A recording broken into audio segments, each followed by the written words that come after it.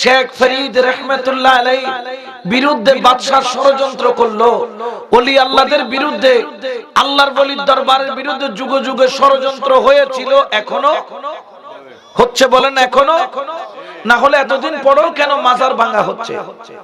এতদিন পরেও কেন কবর থেকে লাশ তুলে পোড়ানো হচ্ছে? এতদিন পরেও কেন ওলি আল্লাহর বিরুদ্ধে কথা বলা হচ্ছে?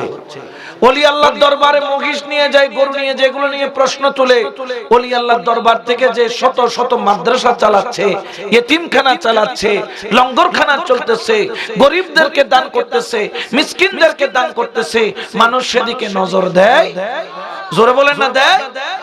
আল্লাহর ওলির দরবার থেকে আপনি খবর নিয়ে দেখেন, মাইজবান্ডার দরবারে যান, জামিয়া আহমদিয়া সুন্নিয়া আলিয়া সৈয়দ আহমদ শাস্ত্রী কুটি রহমাতুল্লাহ আলাইহির দরবারে যান, আপনি এখানে এই যে আপনাদের পাশেই সাতগাছিয়া দরবারে যান, দেখবেন প্রত্যেক ওলির আস্তানার আন্ডারে আন্ডারে কত শত শত এতিমখানা মাদ্রাসা চলতেছে, প্রতিদিন শত শত হাজার হাজার লঙ্গরখানার মধ্যে মানুষকে খাওয়াচ্ছে। এগুলা কোত্থেকে আসে? মানুষ যে মান্নত নিয়ত করে দেয়, এগুলা আবার মানবতার খেদমতের বিতরণ হয়, ঠিক কিনা?